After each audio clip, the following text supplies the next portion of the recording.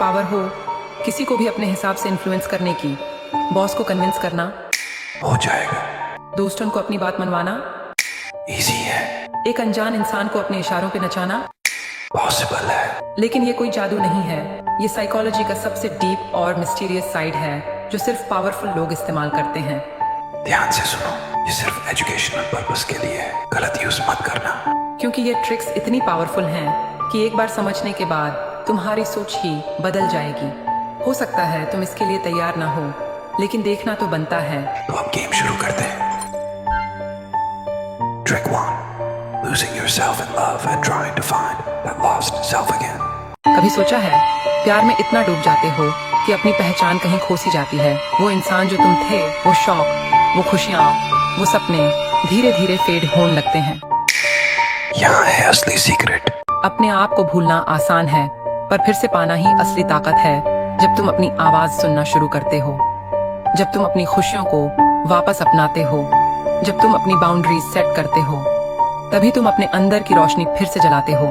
यहाँ से असली गेम शुरू होता है। जब तुम अपने खोए हुए आप को ढूंढते हो, जब प्यार को एक ऐसी ताकत बनाते हो जो तुम्हें तोड़ने नहीं बल्कि पूरा करने आती है। तो अगर तुमने कभी खुद को प्यार में खोया है तो डरना मत, वापस अपने आप को पाना मुमकिन है। लेकिन रुको, अगले ट्रिक से तुम किसी को भी गिल्ट में डाल सकते हो। Trick 2. The mirror effect. Use their own mind against them. कभी किसी ने तुम्हें ऐसा फील कराया कि वो बिल्कुल तुम्हारे जैसा है। तुम्हारे इंटरेस्ट, तुम्हारी बातें, तुम्हारा एटीट्यूड सब कुछ मैच करता है। यहाँ है असली सीक्रेट। यही है मिरर इफेक्ट। जब कोई तुम्हारी ही पर्सनैलिटी, सोच और फीलिंग्स को रिफ्लेक्ट करता है ताकि तुम्हें लगे कि वो तुम्हें पूरी तरह समझता है। पहले ये कनेक्शन और कंफर्ट देता है, तुम्हें लगता है ये इंसान तो मेरी सोल कॉपी है। लेकिन असली गेम तब शुरू होता है जब वो तुम्हारी ही बातें, तुम्हारे ही सीक्रेट्स, तुम्हारे ही इमोशंस तुम्हारे खिलाफ इस्तेमाल करने लगता है। तुम्हें गिल्ट, कंफ्यूजन या इमोशनल कंट्रोल फील होने लगता है, और ये सब बिना एक भी सीधा इल्जाम लगाए। यहाँ से असली गेम शुरू होता है। मिरर इफेक्ट से सामने वाला तुम्हारे माइंड को तुम्हारे ही खिलाफ यूज करता है। वो तुम्हारी वल्नरेबिलिटीज, इनसिक्योरिटीज और डिजायर्स को इतना अच्छे से मिरर करता है कि तुम खुद को ही क्वेश्चन करने लगते हो। तुम्हें लगता है कि शायद गलती तुम्हारी है या शायद तुम ही ओवरथिंक कर रहे हो, जबकि असल में ये सब एक कैलकुलेटेड माइंड गेम है। अगले ट्रिक से तुम किसी को भी अपनापन फील करा सकते हो। Trick 3. Reverse psychology in relationships. Control without control. तुम्हें किसी को कंट्रोल नहीं करना, तुम्हें उसे ऐसा फील कराना है जैसे वो खुद कंट्रोल में है।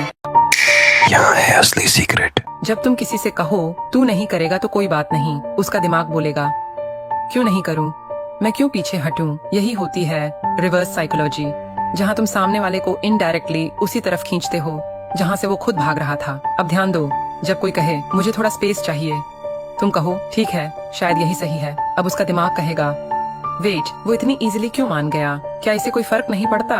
यहाँ से असली गेम शुरू होता है। अब वो तुम्हारी अटेंशन के लिए क्रेव करेगा, क्योंकि तुमने वो किया जो वो एक्सपेक्ट नहीं कर रहा था। ह्यूमन माइंड हमेशा उसी चीज के पीछे भागता है जो उसे रेजिस्ट करती है। तो अगली बार जब तुम किसी को पास लाना चाहो, उसे दूर जाने की इजाजत दे दो, क्योंकि रिवर्स साइकोलॉजी में तुम नहीं बोलते, तुम उसका ईगो उससे बात करवाते हो।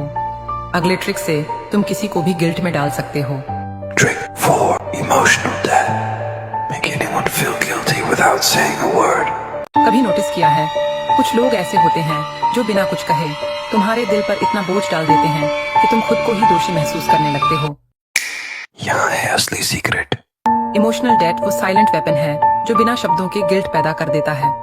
जब कोई बार बार तुम्हारी फीलिंग्स इग्नोर करे या तुम्हारी हेल्प को टेकन फॉर ग्रांटेड ले, जब वो बस अपनी प्रॉब्लम्स बताएं और तुम्हारे इमोशंस को दबा दें, तो तुम खुद को छोटा, कमजोर और गिल्टी महसूस करने लगते हो। यहाँ से असली गेम शुरू होता है। जब तुम समझते हो कि ये गिल्ट तुम्हारा नहीं बल्कि इमोशनल मैनिपुलेशन का हिस्सा है, और तुम अपनी बाउंड्रीज सेट करके इस डेट को क्लियर कर सकते हो, तो गिल्ट में फंसो मत, अपनी फीलिंग्स की वैल्यू करो और सीखो कैसे बिना बोले भी अपनी ताकत दिखानी है। अगले ट्रिक से तुम किसी को बचपन वापस याद दिला सकते हो। Trick 5. Why acting too mature too soon destroys you. सोचो, तुम्हारे अंदर एक बच्चा है जो अभी भी मस्ती करना चाहता है, जो गलती करने से डरता नहीं, जो बेफिक्र होकर सपने देखता है। लेकिन जब तुम जल्दी से बहुत ज्यादा मैच्योर बनने लगते हो तो वो बच्चा धीरे धीरे दब जाता है, छुप जाता है।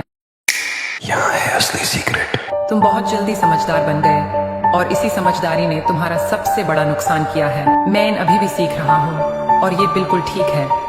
ये लाइन तुम्हारे दिल को छू जाती है, तुम्हें वो हिम्मत देती है जो तुम्हें अंदर से मजबूत बनाती है। मैच्योरिटी का मतलब सिर्फ बोरिंग जिम्मेदारियां नहीं, बल्कि अपने असली सेल्फ से जुड़ा रहना भी है। यहाँ से असली गेम शुरू होता है। जब तुम अपनी मासूमियत को नहीं खोना चाहते बल्कि उसके साथ आगे बढ़ते हो तो जल्दी मैच्योर बनने की कोशिश मत करो। अपने अंदर के उस खिलखिलाते बच्चे को जिंदा रखो और इस जर्नी को एंजॉय करो बिना किसी जल्दी या प्रेशर के। ठीक है, यही रुको और अब ध्यान से सुनो।